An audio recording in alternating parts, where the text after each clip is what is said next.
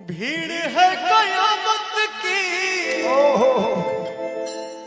भीड़ है कयामत की और हम अकेले। भीड़ है कयामत की और हम अकेले। जिंदगी की राहों में रंजो गम के मेले। तो एक कलाकार के लिए खुशी तो आप लोग हैं। अकेले का है नागर साहब, पूरा ही देश तोहरा जरूर बा। नहीं बोल रहा हूं, यही मेरा सब कुछ है। ये सबके नसीब में नहीं होता, किसी किसी के नसीब में होता है।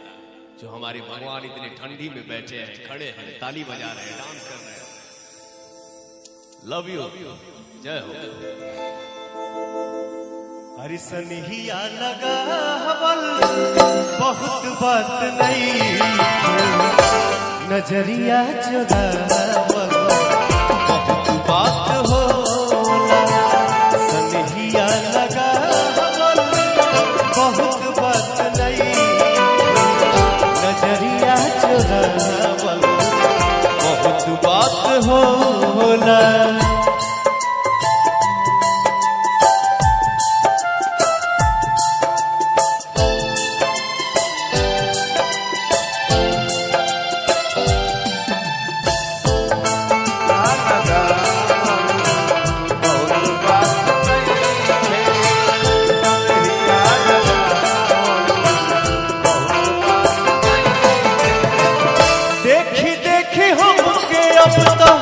हंसता जमाना पागल समान हवे भइली दीवाना।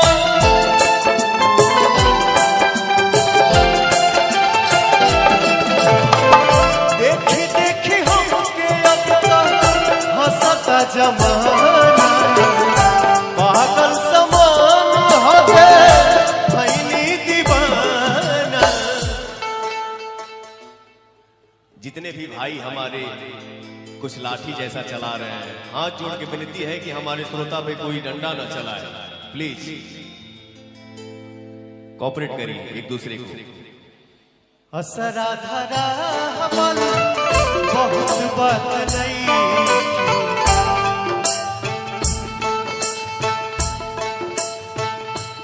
असरा धरा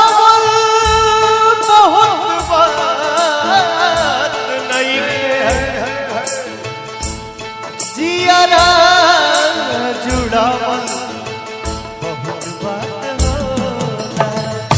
सनहिया लगावल बहुत बात नहीं, नजरिया चुरावल बहुत बात होला।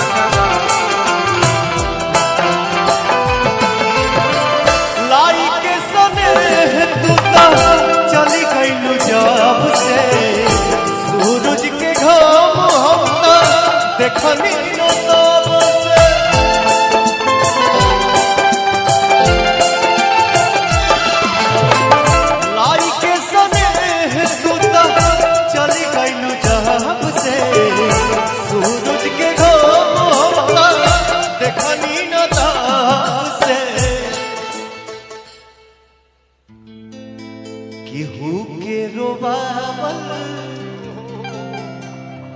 केहू के रोबावल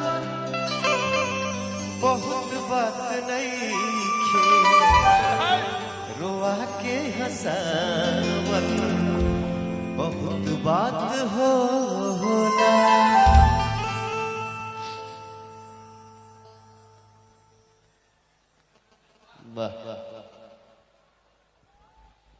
नदिया के तीरे तीरे आई है जोरिया के रात हो, चोरी चोरी ही गोरी आज होई मुलाकात हो।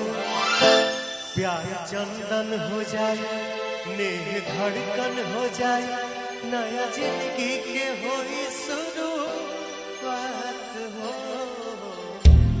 एक चीज नदिया के तीरे तीरे आई है जोरिया के रात हो। एक बात मैंने देखा पवन जी, ये दर्शक हैं, यही भोजपुरी दर्शक हैं हमारे, और जब पवन सिंह गाते हैं, सुरों में गोता लगाते हैं, तो यही दर्शक पिन ड्रॉप साइलेंट होकर सुनती है उन चीजों को। और लोग कहते हैं कि अश्लीलता ही बहुत जरूरी है और गंदे गाने ही बहुत जरूरी हैं। नहीं, ये प्रूफ है। मैं कब से खड़ा होके देख रहा हूं, यही दर्शक पिन ड्रॉप साइलेंट होके सनहिया लगावल बहुत बात नहीं के सुन रहे हैं। इनका बहुत बड़ा आशीर्वाद आप पे है, एक जोरदार ताली हो जाए। धन्यवाद। बहुत मंच पे आप सुनते होंगे बाबा जी फोक गाना सब कोई गाता है, मैं भी गाता हूँ, सब लोग गाता है जी। लेकिन सीना चौड़ा और पवन सिंह का तब होता है जब पवनवा सैड गाता है और हमारे पब्लिक आशीर्वाद देते हैं। क्या